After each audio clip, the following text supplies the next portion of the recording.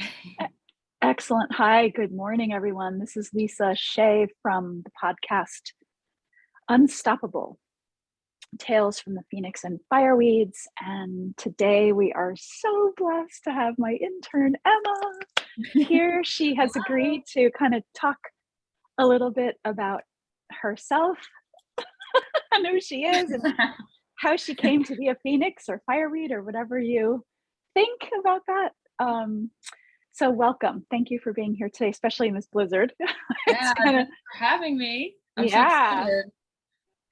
Okay, great. So sat and I meditated. I was kind of tuning into, you're this amazing intern that I've been really blessed. The words fortuitous, auspicious, and serendipitous came to mind when I was kind of thinking about how it is we came to work together. It was really, really, I mean, on my end, it was really cool. It was just like, Yeah, oh my God, wow, yeah. yes. And for you, you had a really neat thing on your end too. And we talked about that yesterday. So, first question would really be, I believe we all have a story, and I believe we're all heroes trying to kind of be the own hero, the main character in our lives every day, kind of doing the best, becoming the best version of ourselves on a daily basis. And I see you always shining. Um, and just curious if you were born that way, or did you go through things that maybe helped to shine and refine, or Mm, refine your shine, or something like that? yeah. I know my own path has been, oh, walking through hell about 17 times, crawling, not walking. I crawled through hell to Mm, get to where I am, which feels like heaven. So just curious, and please share whatever you feel comfortable sharing. But I think you always inspire me, because you have an ability to really touch specifically young women, um, and I believe people will be inspired to hear your story. aw, thank you. Yeah, Mhm. definitely took a little bit to get to this point. I think, growing up, I couldn't really find my voice. I mean, I went through a lot in my childhood. Mm. Growing up, I was determined, like, I think starting when I was in I think first grade, I was like, I want to be a teacher. I cannot wait to teach. Like, it was my passion. I was like ready to go.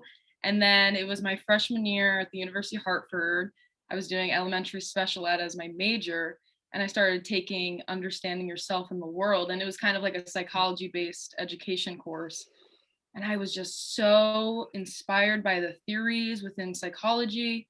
And really, I think that course helped me understand myself because Mm. I mean, the switch from high school to college was like what pushed me into finding myself because I felt growing up, it was more, I was in a bubble. I didn't really understand like what the world had in store for me because all I really knew was what I grew up with, the people surrounded me. I felt, similarities to, but it wasn't enough like diversity of just different cultures and abilities and just different things to branch out into. So I think once went to college, I was like, whoa, it's almost like a shock of like, this is what the world is like this Mm. is what I can do, and really see my potential. And then once I started switching into more psych courses, and I was like, oh yeah, I don't think I'm ready to teach. I think I really want to make an impact on individual lives, Mm. within groups, like smaller groups. It was just, I felt that I was getting in more into my power and realized the potential I had to make an impact on others, which is so crazy to say because even I think about like the little girl in me that was like, felt so unheard, felt so anxious, depressed at Mm. times, and just didn't know who she was and Mm. felt lost. And now it's like I Mm. see myself hugging her and I feel like I have this power to hug others that have gone through, similar, maybe different experiences, but still just need that support. So then I did a couple more internships and I was like, all right, I'm going to have my own private practice in counseling. I'm doing this. And I really felt pulled towards women, shocker, because I saw what I needed, and I saw that there are a lot of imbalances within, women growing up, within self-esteem, confidence, told that you can't do that because that position is for someone else. You know, seeing disparities in people of different cultures, ethnicities. It was really important for me to gear towards women and really supporting and realizing that we're not against one another. We're really here to lift one another up. And I think we're shifting more into that, paradigm of lifting one another up rather than tearing each other down. So then I was I was set on having a private practice. And then it was my senior year, I want to say late junior. And I was like, okay, I am gonna go for my graduate degree. And keep in mind, growing up with parents, one dropped out of high school and then one graduated with an undergrad degree. So it was really foreign territory. I was like, okay, I've witnessed financial insecurities pretty much all my childhood. And it was seen kind of as oh, don't do that. I don't know. How are you going to afford that? So thankfully for loans to help me get through this, because I knew, I was like, money, it's going to work itself out. I'm not worried about that because this is my passion. Like, I really felt like for so long I was like teaching. And I think it was a wake up call to be like, I think there's something else here. So then I was deciding, well, do I want to do mental health counseling? Do I want to do social work? Like, it was hard to find the differences of degrees, and then saw that social work had such a broad variety of what to go into. So I thought, okay, if I choose one day, maybe I want to go back into the school system. I have that ability if I did school social work, but really private practice, but still having the broad ability. And so then I am now at Southern Connecticut State University doing my master's of social work with my concentration within mental health and substance use.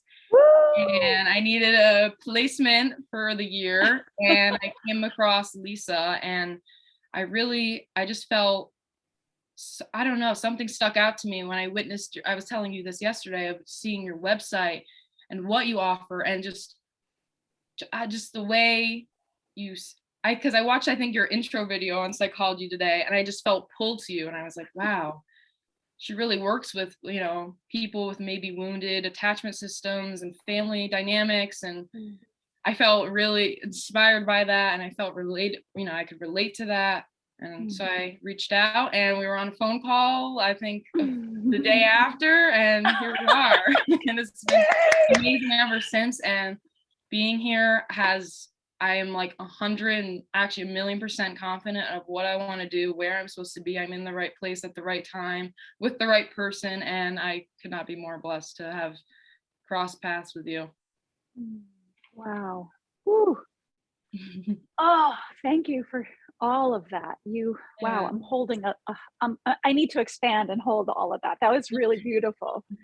Thank you. I very, very much, the thing that really stuck out to me, I think I cherish our really colleague sisterhood, is that ability to comfort our little girl, that we've been, they have seen such struggle, pain, wounding, and to befriend and hold and heal our inner little girls and then to be able to thrive in that and then offer and teach that is so exquisitely powerful. And it really, really creates lasting, impactful change. So thank you for that point, and for sharing a little bit about who you are, and your courage and your strengths are so, I don't even know where to go with all of it. It's so powerful. So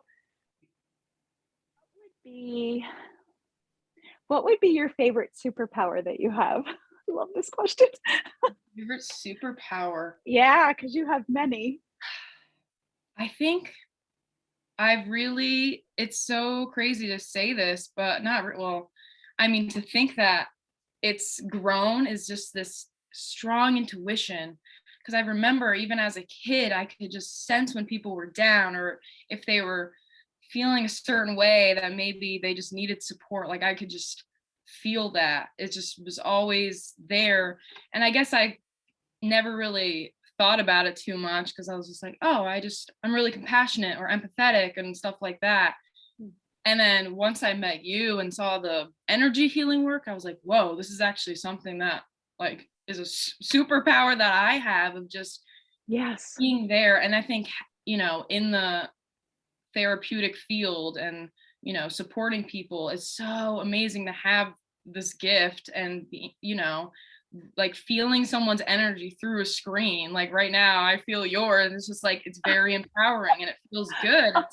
It's just amazing. And I never, I guess, thought of it as a superpower, just like, oh, that's just how I am. And I don't Right. know, I have compassion and that's that. But it's so Right. much more. It's really helpful in holding space and guiding people and, even if Mhm. someone isn't talking and just saying, I'm feeling this kind of way. I'm wondering if you're feeling that too. And then it sparks a conversation. Mm. Yeah, your ability to hold space for your clients has been magical to watch. It's so beautiful. You can build and join with your clients so quickly. And not just that, but you really knit together through safety and trust and vulnerability. And it's so beautiful to watch you keep developing and honing your skills. It's just, Oh, thank oh, you. it's such a gift to you're so empowering because you're empowered. Yeah. So, all right, one last question. What would you tell young women? What do you want them to know? Hmm. That's let's see if I really tune into that. Mm, I guess really just focusing on yourself because I think there was such, which is kind of broad to say, but I think there's such an emphasis on, finding friends, doing this, putting yourself in activities. And I don't know, when I was growing up, it was just so much emphasis on external things and all these things you could be doing, should be doing. mm, And I really lost myself in that because a lot of these things I didn't want to be doing. And I just, at the end of the day, I really felt uncomfortable with myself. So mm, I think if I really had someone saying, who are you? Like, besides all these other things, like what makes you mm, happy? What makes you feel fulfilled? Like, mhm. don't do those things if those don't make you happy, if that's not Right. gonna fuel your potential. Mm, I think really understanding yourself and getting comfortable with being with yourself and really right. just working on who you are, and then you only shine brighter and can, you know, be with others and shine all together. It's really just the emphasis on yourself, which I know is a simple thing, Mm, like a simple um idea. suggestion, but it's really Yeah. it can be very difficult, and Yeah. I experienced that difficulty, and I think Yeah. I'm still working on it. But I think Mm, the sooner, from what I think is just the sooner we work on that and getting comfortable with yourself and mm, discovering who you are and the beauty of that mm, is really powerful and mhm. can really shoot you up high and really reach where you want to be and what Mm, you can find about yourself. mhm. That's gorgeous. I think what I really tapped into the energetic there was the sort of, I think there's a lot of cultural layering um,